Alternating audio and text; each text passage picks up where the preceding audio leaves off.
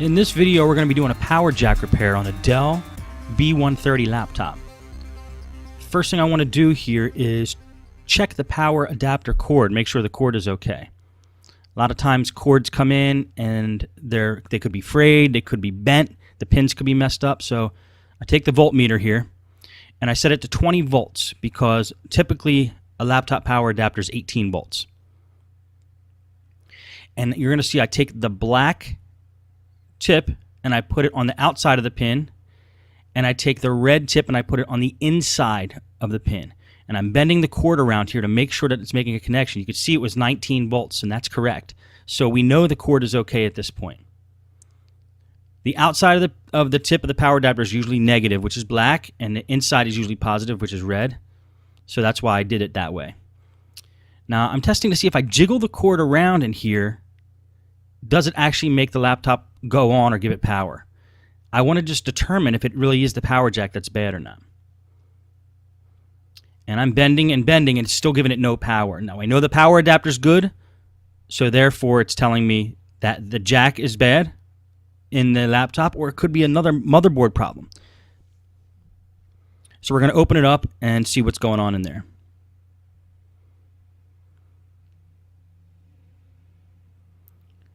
I usually put a piece of foam down when I'm working on laptops just so I don't scratch the surface when I flip them over. That piece of foam is from, if you buy a motherboard, normal like MATX motherboard, that's usually the piece of foam that comes in the box, and they're great for working on laptops in this case.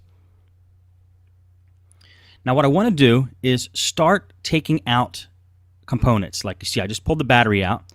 Now I'm going to pull the RAM out, the wireless card out. Then I'm going to pull the hard drive out as well.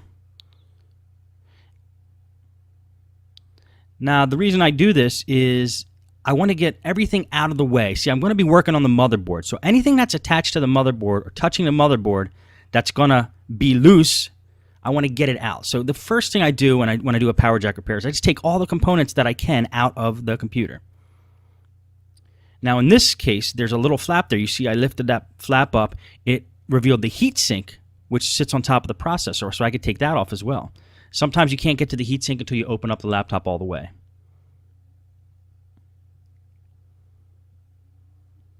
And you'll see the processor sitting there under it. Now I'm going to pull off the wireless card. And I'll tell you a little bit later why it's really important to get the wireless card out of there. And then one screw, pull out that one screw and the CD drive comes out. Laptops. The key to working on laptops is, in my opinion, to get the motherboard out, you want to get the screen and the keyboard off first. And the key to getting the screen and the keyboard off is to remove that flap, that tab, that piece of plastic that sits right above the keyboard you saw me trying to pry open. Sometimes it's screwed in from the bottom. So I don't know if it's screwed in from the bottom or not in this computer, but I'm going to be taking all the screws out anyway, so I might as well pull out all the screws that appear to be under that plastic piece, just in case there is a screw holding it in. Then I'm going to pry it open just with a screwdriver. You'll see a lot of Dells on the right hand side. There's a little tab there. You put a screwdriver in, it pulls it right up. Sometimes you got to get right under the hinge there. That's a good way to do it with a flathead screwdriver. And if the end is a little tricky to get off, I hit it again with the flathead screwdriver right under the hinge. Usually pops right off. Now don't force that. If you have to force it, there's probably screws holding it in. And then we got two screws holding the keyboard in here. Once those two screws are out, the keyboard should flop right up. Now what I'm doing is recharging my screwdriver magnetically. That's just a magnet that came out of a speaker or something, I believe. And when I lose a magnetic charge on my screwdriver, which I like to have to pull out screws, I just rub it up against that magnet and it recharges the screwdriver. Now the keyboard's going to flop up and over, and you have to pop that ribbon cable off, and there goes the keyboard. This is the LCD cable. After I get the keyboard out, I like to get the screen out of the way. A screen's a very delicate part of the computer, so let's get it out of the way so we don't mess it up when we're trying to get to the motherboard.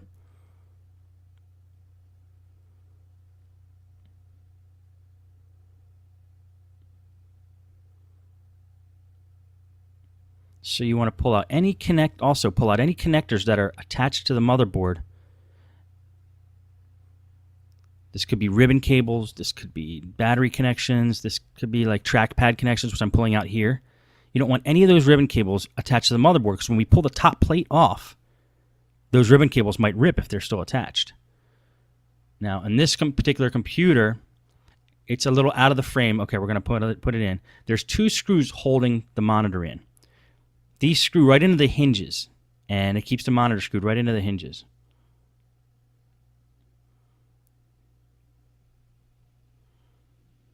Now again, on this computer, you see I'm kind of recklessly throwing the screws into a pile. There's no particular way I'm taking them out because they're all labeled on this particular Dell. You can tell the size of the screws by the label next to the screw hole, which is great and if the computer offers that. A lot of Dells do, Toshiba does.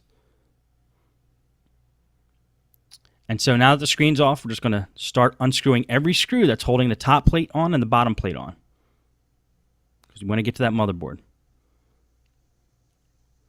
If we could get to the power jack at this point straight on, I wouldn't have to do this step, but the power jack is hidden in between the two, the top and bottom cover, so we have to get them off to get to the power jack.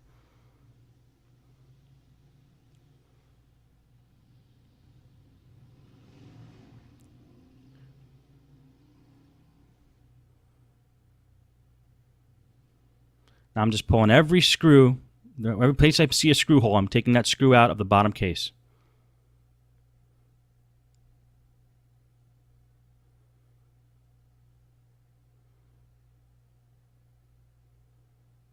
Now I'm not touching any screws on the motherboard itself, just the screws that are screwed into the case. Just going to give it a check there and make sure I got them all, and then make sure I got the same ones done on the top. And if the case comes apart as easy as that, then you know you got them all. Now we're going to take a look at the power jack here and see what's going on. I'm putting that screwdriver in the power jack hole there to shake the pin around. Now the pin inside the power jack may be loosely attached to the motherboard, and that's why you're not getting a connection. Now mind you, that cord, the power adapter cord's not plugged in right now to the outlet, to the wall, so doesn't have power. And you'll see that that center pin, the one that's actually pointing in a different direction, is loose from the motherboard. It's not actually making connection on the motherboard there. So we're going to have to resolder that point to the motherboard. And when we jiggle the power adapter, you'll be able to see that pin inside move up and down and not really be soldered strongly to the motherboard. And that's what we're going to be fixing here. So to get to that point, we got to take the motherboard out of the machine, because we need to get to the top part of the jack and we got to get to the bottom part of the jack. So we can only get to the bottom from here. So we're going to take the motherboard out of the bottom case. Now I'm unscrewing screws from the motherboard. Usually on a motherboard, if you see that white arrow I'm pointing at there, a white arrow will point to the screws that you need to take out to get the motherboard out. There's several other screws in that motherboard that I'm not taking out. Usually, it will guide you. Only the ones with the white arrows, only the screws that are next to the white arrows are the ones you should have to take out to get the whole motherboard out.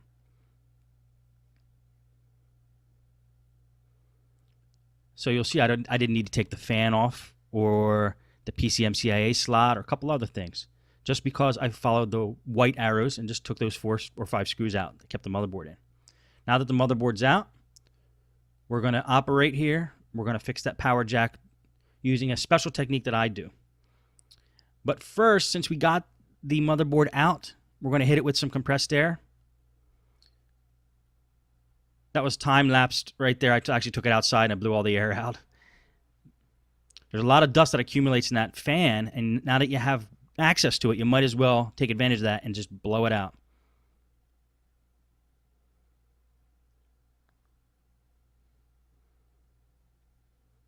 Okay, so I'm taking a look here, just inspecting the best way to go about attacking this problem.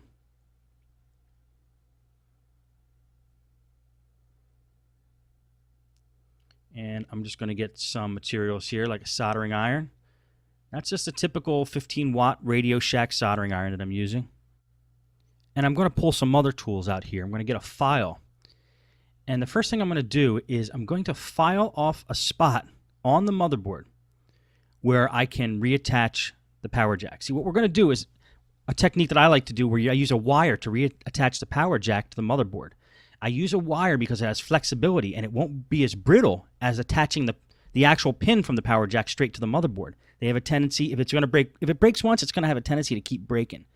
So I'm going to use a technique here where I use a wire in place of the actual post, the actual pin that comes out of the center of the back of the power jack. The first thing I need to do is scuff off, file down a bare spot on that motherboard where that pin actually attaches to, where the power jack pin actually attaches to.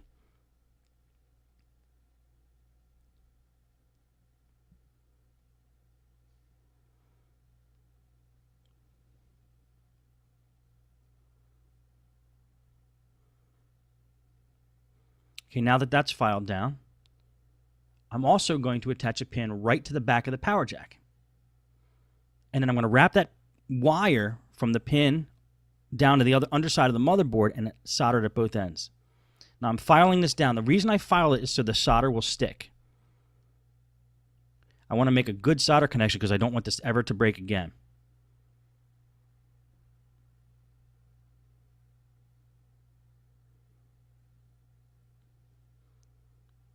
There's the solder. The soldering iron should be hot enough.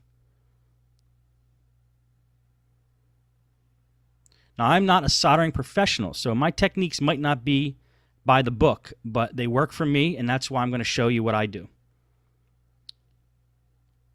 First, I'm going to cut a piece of wire the right length to wrap from the top of the power jack around the underside of the motherboard, and which will attach to the spot that we filed out on the underside of the motherboard.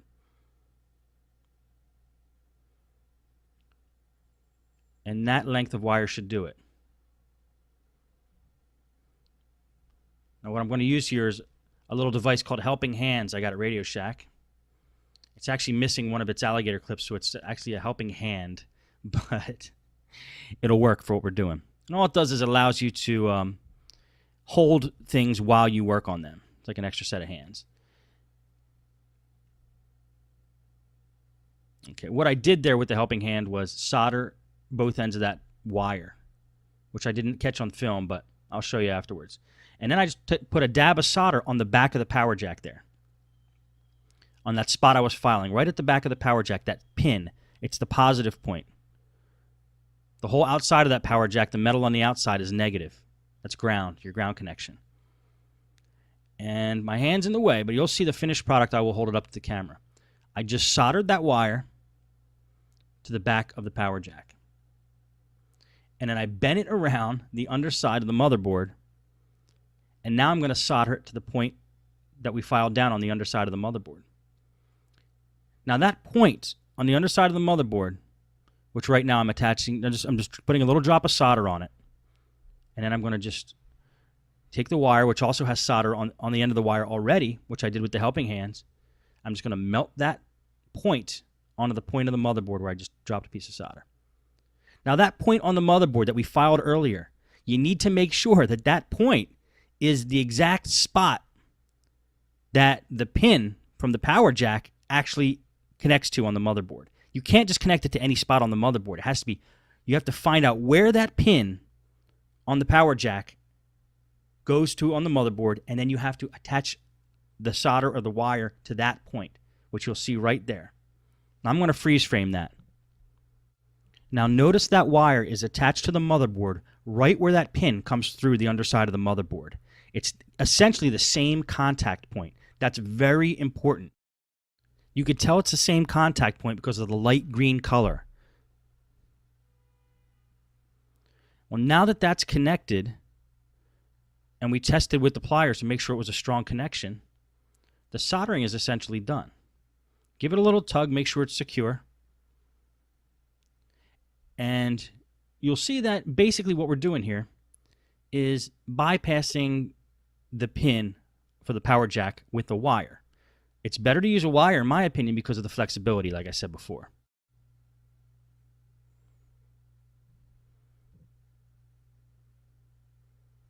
Now what we're going to do is clear off the desk a little bit and start to put everything back together.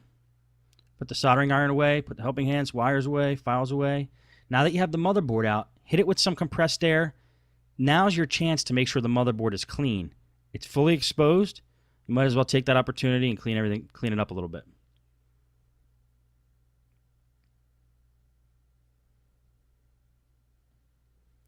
And we're going to take the bottom case. We're going to slip the motherboard back in.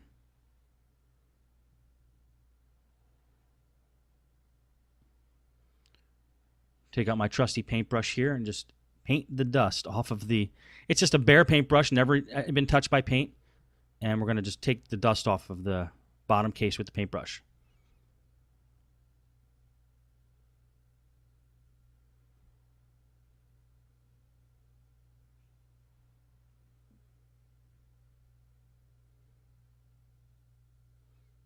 Okay, you want to make sure you get the motherboard lined up properly.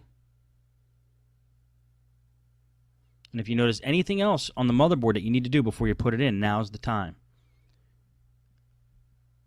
And what I'm doing now is, as I was eyeing it up, I saw that there might be some metal in the bottom part of the case that might hit that wire that we just attached. So I'm going to take a piece of electrical tape, maybe two, and cover up the exposed wire that we just attached, just in case there's a ground point on the bottom part of the case that would hit it and cause a short circuit. So we're basically insulating the job we did. Now we have to do that sometimes because using the wire, because that's not what was originally in the machine, it might jut out a little bit and make contact with a piece of metal, you know, in the bottom case or somewhere else in the machine.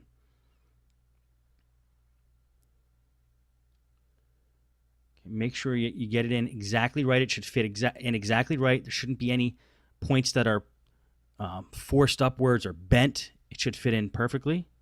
If it's not, find out why. Like for this example, there's a connector that's under there that needs to come up on the upper side of the motherboard rather than sitting on the underside of the motherboard. And once it's in there solidly, it's time to screw the screws back in. And remember, the screws go where the white arrows are.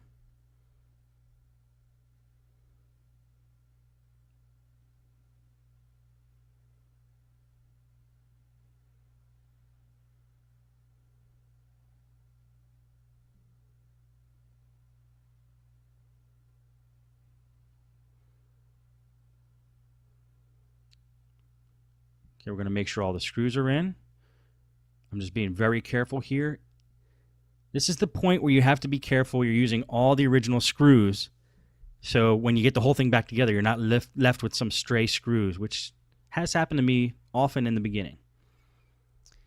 Now I'm going to take more electrical tape and do the same thing to the underside of the motherboard as I did with the top part we did. Just cover up that contact point that we created. Just because with the wire there, it might be jutting out or popping out a little bit higher than was originally there with the original solder connection. So we just want to be extra careful. Because as you can see, the whole top of this upper case is metal. And if that positive red wire that we just attached, which is the positive in the circuit, touches that metal, which is ground, which is negative, we're going to create a short circuit. So you really don't want that to happen. So just if you feel the least bit apprehensive about it, cover up your work with electrical tape. You'll be okay. Okay, we just want to make sure this lines up exactly, and it should snap right in.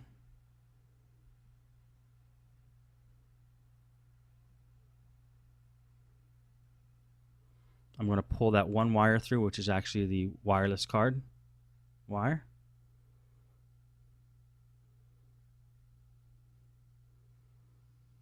Just make sure that's in the right spot. Pull it up and through. There it is. The whole case snaps back on. And there's my pile of screws. Time to just put them all back. And what I'm actually going to do is speed up the recording here, because you saw how I took it apart.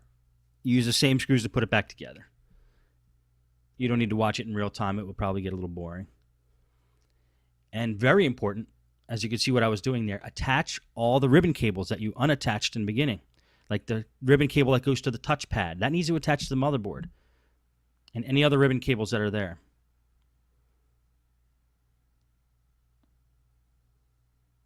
It would be really nice if I could work this fast in real time, wouldn't it?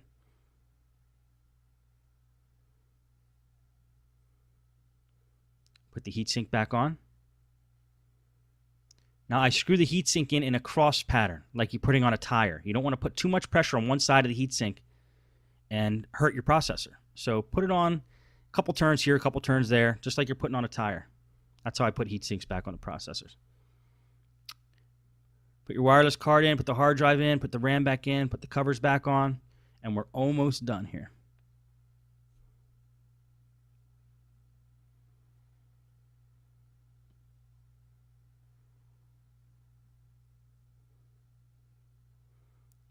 Make sure you get all the screws in, put the CD drive in, held in by one screw.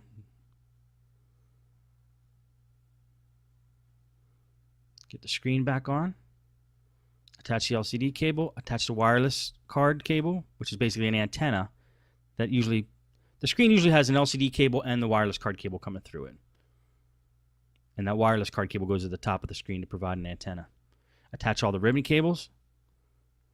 Now these screws I'm screwing in now are actually holding in the hinges of the screen. I couldn't put these in until I actually had the screen in, otherwise there would be no threads. The hinges actually have the threads in them. And now that that's tight, put the keyboard back on. Make sure it's attached properly. Put the two screws on that hold the keyboard on. Then snap that panel back into place, which we know doesn't have any screws holding it in from the bottom. We know that now. Make sure it's in tight. Make sure that it fits in exactly how it was when you first took it apart. And there you have it. Now let's test it out. Plug the power adapter in.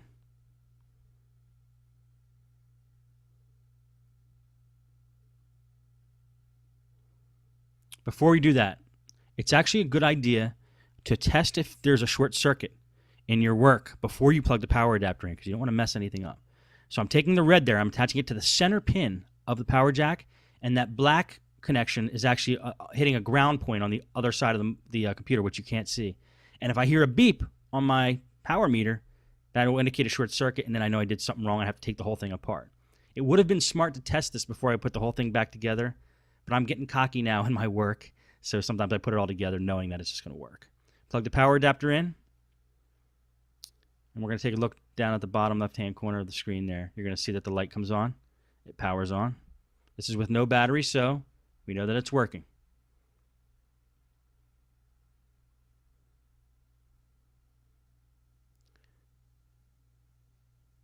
And that's how you do it.